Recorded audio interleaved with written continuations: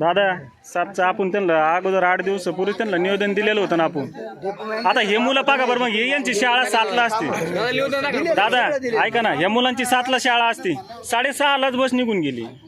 तोच जो विषय त्याच्या संदर्भात आपण चर्चा केल्याशिवाय विषय संपणार आहे का? त्यांना लय वेळा आपण निवेदन दिले, ते काही ऐकतच नाही दादा. ते मध्ये बोल नका, शांत बसा. त्यांना दिलं असेल. याच्या अगोदर काय झालं, 15-20 दिवसापूर्वी असा घोटांचा प्रश्न होता. ते लोक माझ्याकडे आले, मला त्यांनी सांगितलं का असा प्रश्न आहे.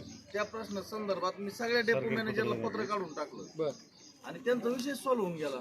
इथे सॉल्व्ह झाला नाही विषय अजून. आता पण यांनी मला दिलं नाही ना दादा. हे काय पोलीस स्टेशनची पोहोच ना. पोलीस स्टेशनला दिलं, पण यांनी मला म्हणायला पाहिजे का? पण आता मग तहसीलदारांना दिलेलं, आपण तहसीलदारच्या अंडर मध्येच येतात ना तुम्ही. आपण तहसीलदार आल्यानंतर ही चर्चा इथंच करू आपण. जो विषय आहे ना, ते नाही, नियंत्रण हे तहसीलदारांचं, ते आल्यानंतर आपण तुमचं प्रशासनाचं इथंच नाही. त्याच्यावरती जो एसटीचा विषय आहे, हा, त्यांचा तो मला वाटतं खाजगी विषय, तो अर्धा खाजगीने महाराष्ट्रातला विषय येतो आणि मंडळी शेवगा पातळी. त्यांचं स्वातंत्र्य आहे त्यांना.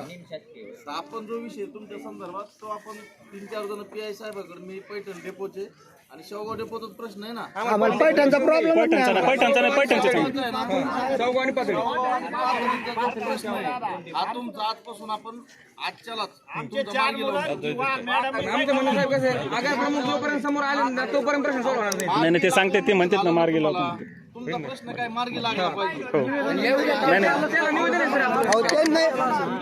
नाही नाही, ते आहेत ना पुढे. पण ऐका ना, थांबा 2 मिनिटं. द्या विषय ते काय म्हणते